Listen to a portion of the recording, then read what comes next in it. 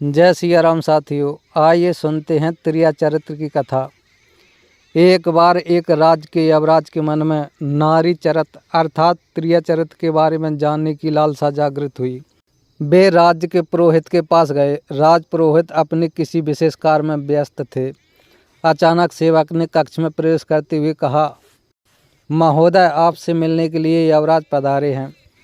राज पुरोहित ने कहा, उन्हें सम्मानपूर्वक अंदर ले आइए। यवराज ने कक्ष में प्रवेश करते ही प्रणाम किया और फिर अपना प्रश्न पुरोहित जी के सम्मुख रखा और कहा, श्रीमान, आप मुझे नारी चरित्र के बारे में ज्ञान प्रदान करें।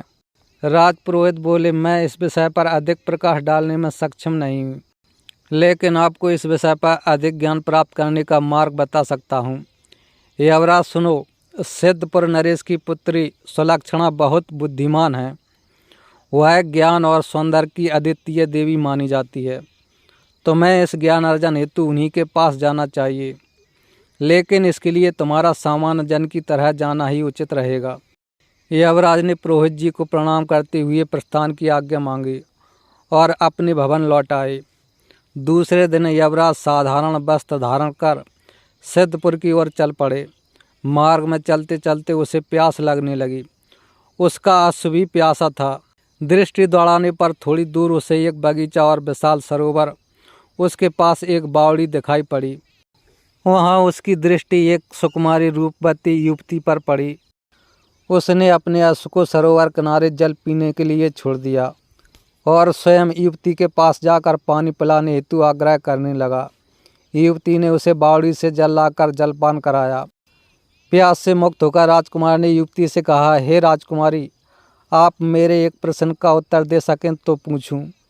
आप मुझे अति सुयोग्य, गुणी और विदुषी प्रतीत होती हैं। शायद आप संतोषजनक उत्तर देकर मुझे संतुष्ट कर पाएं।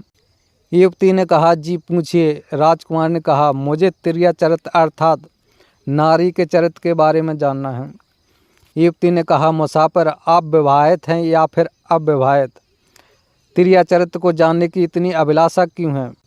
युवक ने कहा, हे सुंदरी, अभी मैं अविवाहित हूँ, लेकिन मेरे पिता मेरा विवाह अति शीघ्र करना चाहते हैं, इसलिए मैं ये जानना चाहता हूँ।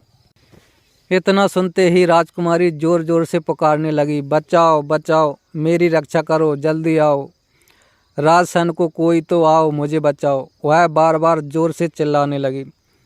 यवराज को कुछ समझ में नहीं आ रहा था कि ये क्या हो रहा है, और वह मन ही मन डरने लगा और बोला, आपको मैंने एक सुशील युवती जानकर ही अपना प्रश्न किया था और आपने उत्तर देने हेतु स्वीकृत भी दे दी थी, पर आप ये क्या कर रही हैं? किंतु राजकुमारी ने जोर जोर से बचाओ बचाओ चिल्लाना जारी रखा। थोड़ी देर में सरोवर की तरफ बहुत से नगरवासी आते दिखे। यवराज अब और अधिक भयभीत होने लगा। इसी बीच राजकुमारी सरोवर में कूद गई और उसके कोमलांग भीग गए। वह सच में सौंदर्य की प्रतिमा थी। इसी बीच उसने कुछ जल युवक पे भी उड़ेल दिया, जिससे वह पूरी तरह भीग गया। यवराज कुछ भी नहीं समझ पा रहे थे कि यह राजकुमारी क्या करने वाली है और ऐसा क्यों कर रही है, अर्थात ये क्या दिखाना चाह रही है। थोड़ी देर में सैनिक और नगरजन इकट्ठे हो गए और भीड़ बढ़ती जा रही थी।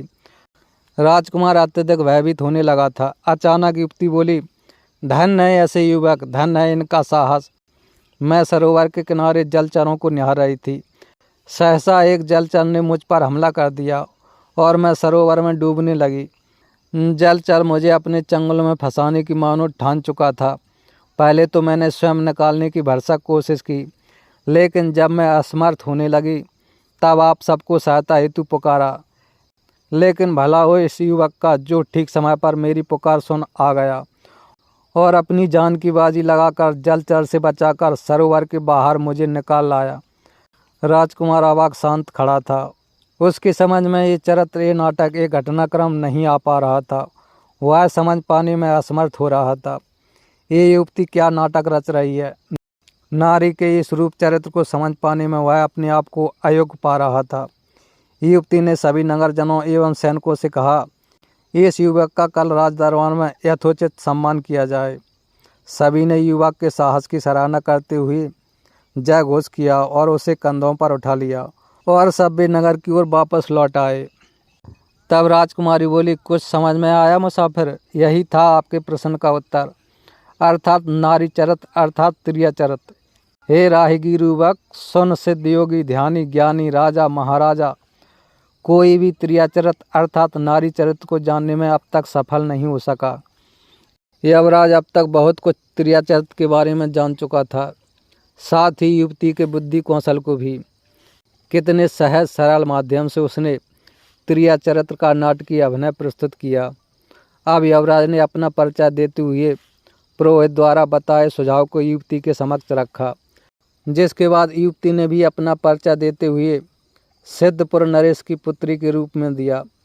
राजकुमारी के आदेशानुसार यमराज को नगर भ्रमण कराया गया एवं सिद्धपुर नरेश ने यमराज का यथोचित आदर सत्कार करते हुए अपनी गुणवान राजकुमारी का विवाह राजकुमार के साथ कर दिया।